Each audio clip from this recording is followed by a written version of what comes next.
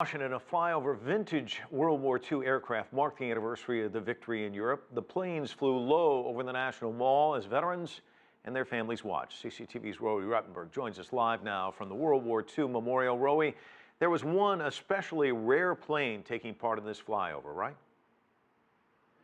That's right. Her name was Fifi. She's a restored B-29 bomber and the only one of its kind anywhere in the world that's still flying. Remember, the B-29s were the ones that dropped the uranium atomic bombs on the cities of Nagasaki and Hiroshima. And many Americans consider the B-29s to be a hero of the war, and as such, they were some of the aircraft that were being celebrated here. A fighting formation, decades after their last battle. 56 World War II-era American aircraft, dubbed the Arsenal of Democracy, flying the same patterns they did 70 years ago. Down below, hundreds of American veterans joined the public and U.S. government officials, taking part in a ceremony honoring those who fought and remembering those who died. For all that has changed during the last 70 years, one thing never will. The United States of America will always stand shoulder to shoulder with the people of the world on the side of liberty and justice for all. In the Pacific, the war ended after B-29s like this one dropped atomic bombs on 2 Japanese cities.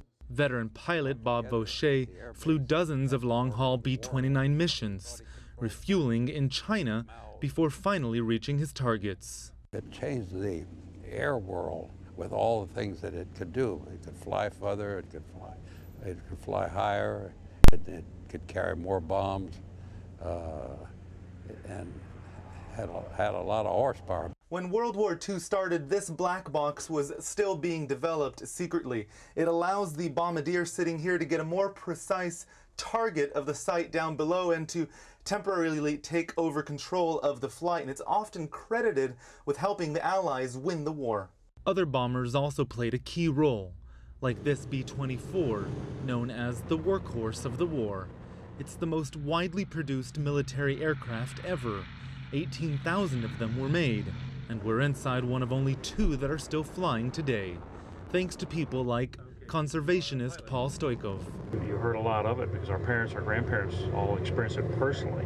Now he says he shares those stories with the next generation. We hope to educate them and make them, hopefully have them realize how important their freedom is and the dear, dear price that some people have paid for that. In particular, those who never came back. A final aerial salute called the Missing Man Formation. Ultimately, all of the planes return home except one. Departs to the heavens. And you can see there's still quite a few people here, including the students behind me. I should point out that one of the people that was here early in the day was a World War II veteran who drove himself from the U.S. state of Alaska several thousands of kilometers away to participate. He's 96 years old. Oh, amazing story. Roee, I imagine this flyover, logistically, had to be very difficult to coordinate. Can you tell us more about that? Absolutely, and just a few months ago, many people said it wouldn't happen. First of all, you had to close off the airspace over where I'm standing, which is one of the most secure airspaces in the world. You've got the White House, the Washington Monument here, the National Mall, lots of historic U.S. sites here, so a very secure space that had to be coordinated, and they agreed to close it off for 1 hour to allow this flyover that includes 56 vintage planes, and of course, there's what's called the Commemorative Air Force, a volunteer service of pilots flying those planes. They brought them in from all across the United States. They're touring around the U.S.